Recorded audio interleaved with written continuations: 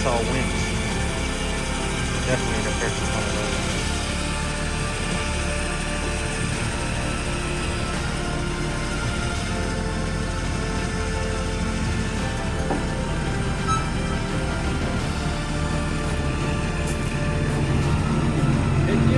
Hell yeah, dude.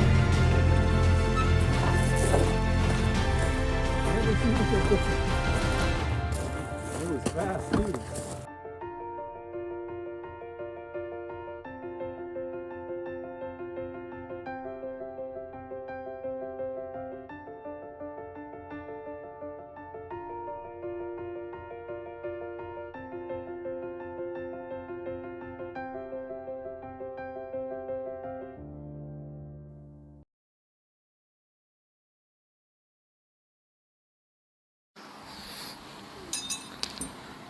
All right, quick update on this. Yeah, it's a 2002 Honda Accord V6 that I bought at Craigslist.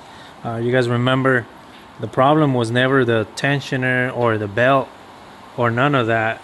You know, this older couple had this car since brand new. The last timing belt they did on it, it was around 90,000 miles, and they paid the service. They go and they pay, you know, top dollar for the car to get serviced well. And what happened was this bolt broke. It snapped in there. This little piece was in there, and we couldn't get it out. It was flush to the housing of the water pump.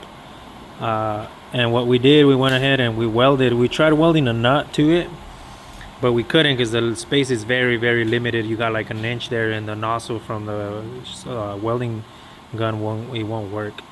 So we went ahead and we just tack a few pieces in there, and then we just grabbed it with the pliers and we back and forth and we got it out. Also on those cars, if you don't know, I had to make this bracket to hold the tensioner. I'll put a picture of how they look. When you buy them, they come like that. It's been a long time I don't do one of those timing belts that I had to make my own bracket. It's not the prettiest, but it's only a one-time use, and then usually they toss them away. But yeah, this is what cost it. Everything looked new still. The tensioner, belt, I mean, you can see the belt, it still says Honda in it. The letters are clearly still there. So we just replaced the timing belt, and that was it. Luckily, I don't know if these engines are interference or not, but none of the valves touched on it. The valves didn't touch, so I don't know if they're not interference or we pulled a lucky one, but the idle's really, really good. And like I said, it's a very low mile engine, so I was glad I was just decided to keep the original engine in it. And now we're just gonna clean it up, wash the engine bay because it's a little bit dirty. And we don't really have to do much to it. We're just gonna wash the engine bay, wash the outside, and wax the tires and post it up for sale. We don't have to do much. I think you're gonna buff the headlights? Yeah. Yeah, he says he's gonna buff the headlights just so they look cleaner. But yeah, that's about it on this one. To show you guys something that I was taught on one of the subscribers. Thank you for that tip. This car is white, and I've flipped a few cars, and the white ones are very, very hard to get these stains out. You can see them; they are there. But you get this Ajax, you put it on, and then it completely removes all those stains. They work on silver cars too. So it's pretty much acting like if you're buffing it. So the only reason I'm doing this is because I'm gonna buff the car, but you can see that thing works really, really good. Somebody gave me this tip, one of the followers gave me this tip on some comments, and it works amazing.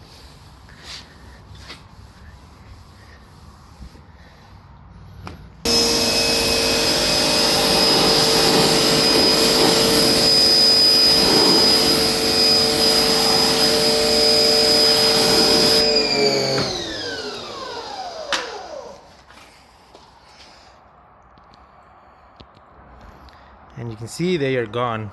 They are no longer there. That's just the water. You're gonna see some marks, but you can also see where I hit it. You can see it right here where I touched it with the Ajax. That's how it looks, and that's how it ends up. So just a quick tip, works really good. Thank you guys for that tip.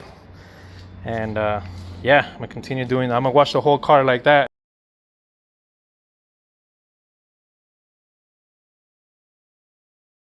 So they posted this trailer up for sale for $2,000. It's a 2019 trailer, and so they posted the trailer for sale, and I knew that he was gonna sell fast. It's a 16-inch. I think it's 16 or 18 footer. It's an 18 footer, no?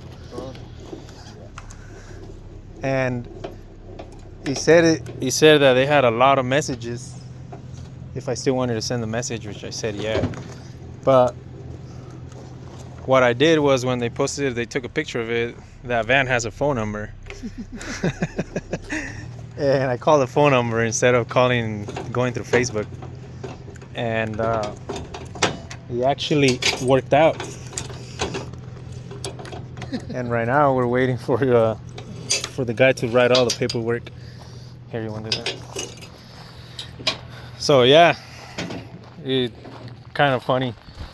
They were all like freaking out. How did I get their number? Well, the story is that the trailer's just storage here. The owners, the brother moved to Wyoming, and the trailer was left behind, and they posted it up for sale from over there. It is really, really clean. Tires are like new. The only reason I need this trailer is because of the dovetail. And like you guys know, a car trailer is designed to haul cars. The fenders are more to the back. When you park out there, it leaves you room to open the door.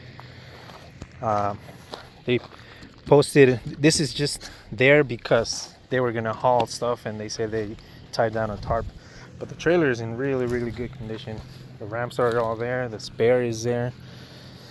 And yeah, for $2,000, I couldn't say no.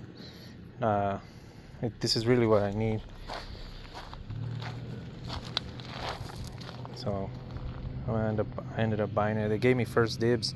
Once I reached the number, the brother said, yeah, it's my brother, but how did you know about it? Oh, they posted it up.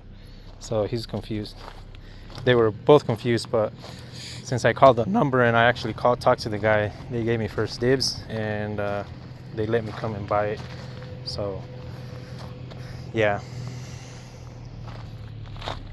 So just a quick tip. If you guys ever want to buy something, that's the way I did it. Hopefully works out for you guys too. Maybe one day when they post something up, look around, check the background, and you'll probably get a good deal too.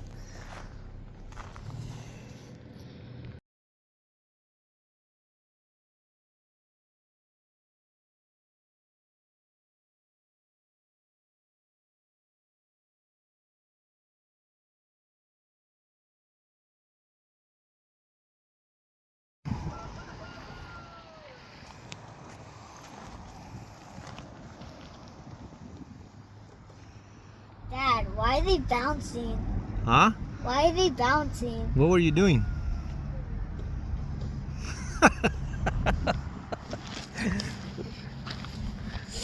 Huh? Even Clifford's looking at them? Why are you playing with that? All right, fellas. I have some plans for that truck. So it's gonna sit there for a little bit.